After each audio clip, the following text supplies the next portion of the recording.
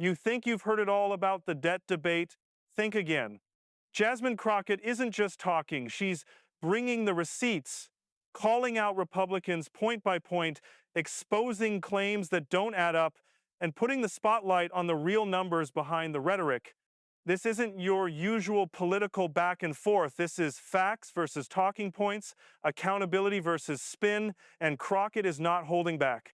Stick around, because what she reveals next might just change the way you see the entire conversation. Thank you so much, Mr. Chair. It's the faux outrage for me. It's as faux news that I'm hearing, because somehow you guys, and when I say you guys, I am referring to my Republican colleagues, pretend as if you are the heroes of the story. But let me remind you who set the House on fire. It was y'all. So let me go ahead and handle these receipts, because I know that I always have to have proof, even though I guess our education system is failing us, because it seems like facts don't seem to faze people that vote for y'all.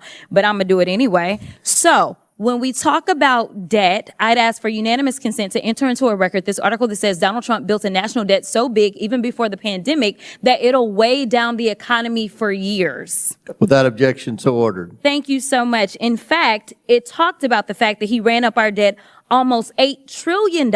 It was estimated to be $7.8 trillion at that time. And this is it's actually the third biggest increase ever under any presidential administration. So I don't understand how y'all gonna play the heroes. I also want to just kind of be clear about some basic level setting of civics, because it seems like civics is evading us. And listen, Governor, I actually appreciate you. I know that in today's times, for whatever reason, if you got a D or an R in front of your name, it has to be all hostile.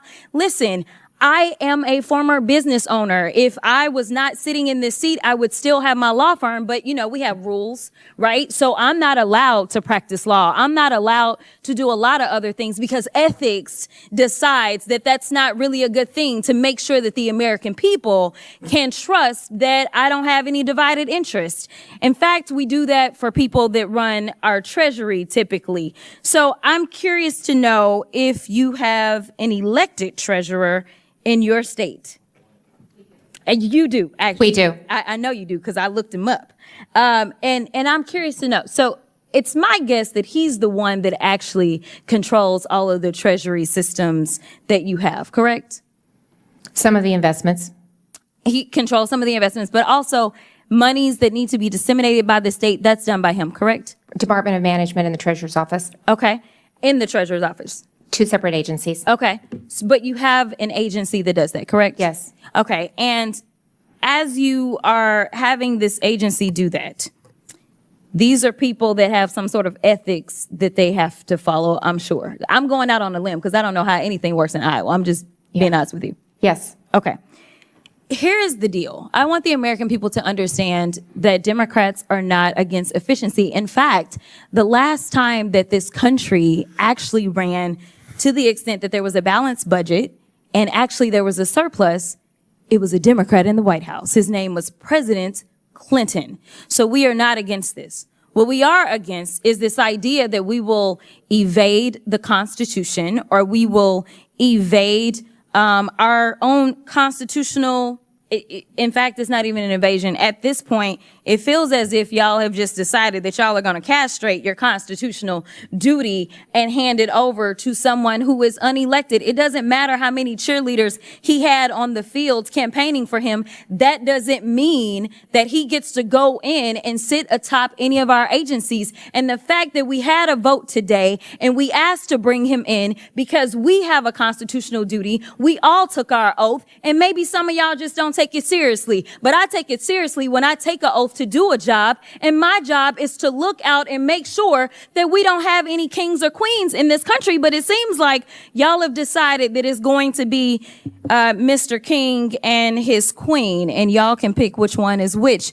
But either way, I want to also talk about, Governor, I'm curious to know if you know the answers to these questions. Which party controls the White House? Republican. Which party controls the Senate? Republican, Which party controls the House? Republican, Is that about what the makeup is in Iowa? yes, And that has allowed you to be able to get your agenda across, correct? yes, And you haven't had to bring in somebody to basically usurp any types of norms because you worked through the process, correct? Well, I did executive orders, Yes or no? 2080 Yes or agreements, no? and then Yes- went to yes the or no? Because legislature we've as only well. got It wasn't all of the I'm above. gonna reclaim my time because I All of only the got above. so much time left. All of the I above. also want to point out that you specifically talked about that you recently had 3 national declarations for disasters, and I want to enter into the record a unanimous consent. Trump moves to abolish FEMA, shift disaster response to states. The session opened with a tension so thick it felt almost tangible. And there she was, Jasmine Crockett, leaning forward, eyes sharp and voice steady, carrying an intensity that demanded attention from the very first second. Republicans began rolling out their familiar talking points on the national debt, confident in rehearsed repetition, but Crockett wasn't here to play along. From the start, she countered with precise facts, carefully sourced documents, and unassailable logic, each statement landing like a calculated strike that forced both lawmakers and viewers to question the assumptions they had long accepted. As she spoke, Crockett peeled back layers of rhetoric, revealing the hidden assumptions and overlooked details behind each claim. Every statistic was more than a number. It carried human consequences, tangible effects that transformed an abstract debate into something real, urgent, and emotionally resonant. The subtle reactions in the room, the shifts in posture, the flickers of hesitation, the whispered exchanges revealed the impact of her words even before she finished her sentences. The tension escalated as Crockett's timing and instincts became increasingly evident. Each pause, each pointed follow-up was a deliberate maneuver, designed to heighten suspense and emphasize the stakes. This was no ordinary hearing, it was a stage, a theater of intellect and courage where preparation met the intense pressure of public scrutiny. Every move she made, from leaning in at key moments to letting moments of silence linger, amplified the drama unfolding in real time. Lawmakers tried to regain composure, some whispering nervously to colleagues, others shifting uneasily in their seats, but Crockett remained unwavering. Her strategic dismantling of each talking point exposed cracks in arguments that had been repeated for months, revealing not just flaws in reasoning but gaps in character. The contrast between practiced rhetoric and fearless analysis was undeniable, making the session feel more like a cinematic showdown than a traditional debate. By the middle of the session, it became clear that the narrative had shifted. Crockett transformed a partisan exchange into a lesson in accountability, courage, and leadership under pressure. Facts and logic replaced spin and repetition, and the stakes suddenly felt real and immediate. Viewers were drawn in, caught between the tension in the room and the clarity of the truth she was revealing, compelled to follow every exchange as if they were witnessing a pivotal moment in history. Crockett's strategy wasn't just analytical, it was psychological. She understood the room, anticipated reactions, and used silence and timing to her advantage, creating space for tension and reflection. Her calm, deliberate voice guided the audience through the complexities of debt and policy, making abstract concepts feel accessible and immediate. Every subtle gesture, glance, and inflection added layers of meaning, enhancing the narrative in a way that was both educational and dramatically compelling. As the hearing progressed, the human dimension of policy became clear. Crockett emphasized the real-life consequences behind the numbers, connecting abstract debate to tangible outcomes for ordinary Americans. Her storytelling transformed dry statistics into compelling narratives, giving life and urgency to what might otherwise have been overlooked.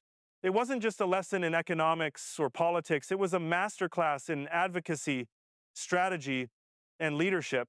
By the final moments, the impact of Crockett's performance was undeniable. She had not only countered every talking point, but reframed the debate entirely, forcing viewers and lawmakers alike to reconsider assumptions and recognize the importance of courage and integrity in public service. Her voice had pierced through repetition and rhetoric, leaving a clear impression of the power of preparation, intellect, and fearless reasoning. In the end, this session was more than a debate about debt. It was a demonstration of presence, poise, and the transformative power of facts delivered with courage. Crockett's words resonated beyond the chamber, sparking reflection, discussion, and engagement. One voice armed with truth, clarity, and determination reminded everyone watching that accountability and integrity matter more than rehearsed narratives or comfort, leaving a lasting impression that lingers long after the cameras stop rolling.